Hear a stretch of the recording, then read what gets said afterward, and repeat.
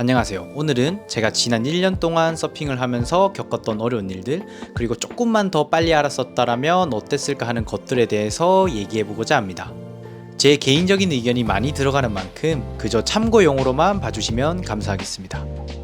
먼저 첫 번째로 말씀드리려고 하는 것은 파도를 미리 확인하자입니다. 보통 처음 서핑을 경험하실 때에는 바다로 여행을 가서 겸사겸사 서핑을 해보신다든지 아니면 경기도 시흥에 있는 웨이브파크에 가서 인공 파도를 경험해 보실 텐데요. 웨이브파크는 해당 사항이 없지만 혹시 바다로 서핑을 하러 가셨을 때 파도가 너무 없거나 또는 파도가 너무 컸던 기억이 있으신가요? 만약 처음 서핑을 하러 가셨을 때 너무 파도가 없는 상황이었다면 에이, 한국에서 무슨 서핑이야 라고 선입견이 생겼을 수도 있을 것입니다. 또 반대로 파도가 너무 큰 날 서핑을 처음 경험해 보신 분들은 오히려 물에 대한 두려움만 더 생기셨을 수도 있습니다.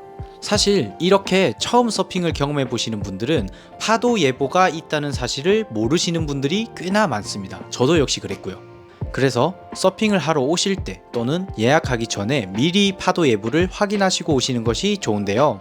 파도 예보를 확인하시는 방법은 WSB나 윈드파인더 어플을 이용하시면 됩니다. WSB 어플은 최근에 유료화가 되면서 4일 동안의 예보만 확인하실 수가 있고 윈드파인더는 10일 동안의 예보를 확인하실 수가 있습니다. 제가 추천드리는 방식은 윈드파인더 어플을 통해 10일 뒤의 예보를 미리 확인하시고 파도가 적당한 날에 서핑 계획을 잡아두시는 겁니다. 그리고 서핑 계획일 4일 전부터는 윈드파인더 어플과 WSB 어플을 같이 확인하시는 것을 추천드립니다. 사실 예보를 확인한다 하더라도 파도 예보는 전날에라도 확 바뀔 수가 있습니다. 그러니까 예보는 참고용으로만 활용하세요. 그럼 먼저 파도를 확인하는 법을 알려드리겠습니다. 먼저 윈드파인더 어플에 들어가시면 자기가 원하는 여행지를 고를 수가 있습니다. 저는 예를 들어 양양을 선택하겠습니다. 양양 지역을 선택하신 후에 예보를 들어가 보시면 요일별, 시간대별로 예보를 확인하실 수가 있습니다. 여기에서 바람, 피리어드, 파도의 피크 등 많은 정보를 확인하실 수가 있는데요. 온쇼어, 오프쇼어, 피리어드 오브 웨이브 등 많은 정보들을 확인하실 수 있지만 초심자 입장에서는 이런 것들은 다 제쳐두고 파도의 피크만 먼저 확인하시는 것을 추천드립니다. 파도의 피크는 바다의 수평면부터 파도의 최고 높이가 미터로 표시가 되는데요. 어플 화면의 맨 오른쪽에 파도의 높이가 미터로 표시가 되어 있습니다. 제가 입문자분들께 추천드리는 높이는 0.5에서 0.8m 정도의 높이를 추천드립니다.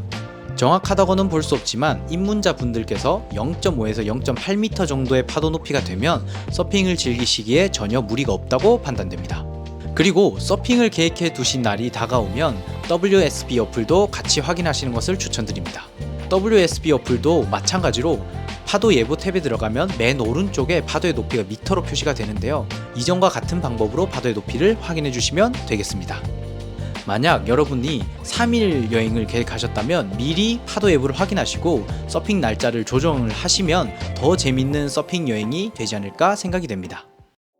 그리고 두 번째 제가 오늘 말씀드릴 주제는 바로 입문을 하는 시기를 바꾸자입니다. 보통 여름 휴가 때 겸사겸사 서핑을 하러 오시기 때문에 일반적으로 입문하는 시기가 여름이실 텐데요. 하지만 막상 여름에 서핑을 해보시면 너무 많은 사람과 너무 비싼 숙박비를 경험하셨을 것입니다. 때문에 제가 추천드리는 계절은 가을입니다.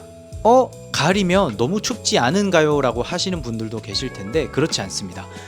우리나라 바다의 온도는 계절보다 조금 더 늦게 추워지고 조금 더 늦게 따뜻해집니다. 그래서 가을에 서핑을 하러 오시면 파도도 여름보다 더 좋고 따뜻한 수온과 한적한 바다를 느끼실 수 있으실 겁니다. 그리고 무엇보다 유튜브나 다양한 매체에서 보는 양양의 핫한 모습 때문에 양양 여행을 조금 꺼려 하시는 분들은 가을에 오시면 그런 걱정은 안 하셔도 됩니다.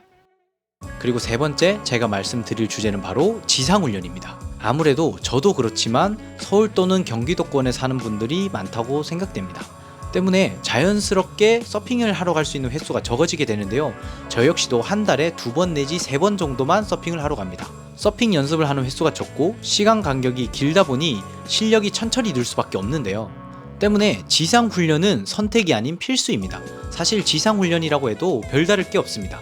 가장 간단하게 할 수 있는 건 집에 매트 같은 걸 깔아두시고 테이크오프 연습과 패들링 연습을 하시는 것입니다. 그리고 두 번째는 밸런스 보드를 사서 앞뒤 밸런스를 연습하시는 것입니다. 밸런스 보드를 하실 땐 진짜 서핑을 한다는 느낌으로 옆이 아닌 앞을 보고 서핑 연습을 하는 것을 추천드립니다. 마지막으로 조금 더 열정이 있으신 분이라면 서프 스케이트를 구비하셔서 연습을 하시는 것을 추천드리는데요. 마찬가지로 진짜 서핑을 하고 있다고 생각을 하시면서 연습을 하시는 것을 추천드립니다. 마지막으로 제가 꼭 말씀드리고 싶은 주제는 바로 피부입니다. 보통 서퍼들을 보면 까만 피부를 가지고 있습니다.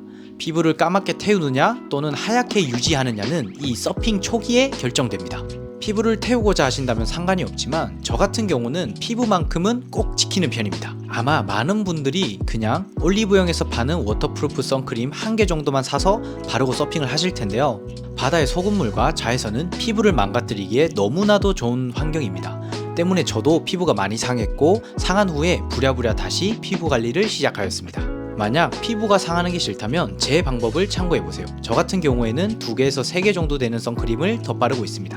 먼저 기본적인 선크림을 꼼꼼히 펴서 잘 발라줍니다. 그 후에 부시맨 브랜드의 선크림을 한 번 더 꼼꼼히 덧발라줍니다. 이 부시맨 브랜드의 선크림은 수상 레저 활동에 특화된 선크림이라서 서핑을 하시거나 아니면 야외 활동이 많으신 분들에게 꼭 추천드리는 상품입니다. 마지막이 제일 중요한데요. 사실 앞에 보셨던 2개 선크림은 아무 워터프루프 선크림이나 바르셔도 되지만 마지막인 이 선 울트라 선크림은 꼭 바르셔야 됩니다. 그리고 한 번이 아니라 최소 3번에서 4번 정도는 덧발라 주셔야 되는데요. 이렇게 선크림을 많이 덧바르시면 오른쪽에 보시는 제 얼굴처럼 될 겁니다. 이것도 한 번 발라주고 끝이 아니라 2시간 간격으로 선 울트라 선크림을 계속 덧발라 주셔야 됩니다. 어쩔 수 없이 피부를 지키시려면 예쁨은 조금 포기를 하셔야 될 것 같습니다. 그리고 놀랍게도 저처럼 선크림을 바른다고 하시더라도 얼굴이 아예 안 타지는 않습니다. 어쩔 수 없이 서핑을 한 후에는 조금의 열감이 생기는데요. 저 같은 경우에는 마스크팩을 꼭 들고 다니면서 서핑을 한 당일에는 마스크팩을 꼭 해주고 있습니다. 오늘은 여러분들께 제가 지난 약 1년간 서핑을 해오면서 조금 미리 알았더라면 좋았던 것들을 설명을 드렸는데요. 저도 아직 입문을 하고 있는 시기이기 때문에 잘은 모릅니다. 그렇지만 제가 알고 있는 선 안에서는 최선을 다해서 알려드렸는데요. 이것 이외에 또 궁금하신 것들을 알려주시면 다시 한번 영상으로 다뤄보도록 하겠습니다. 감사합니다.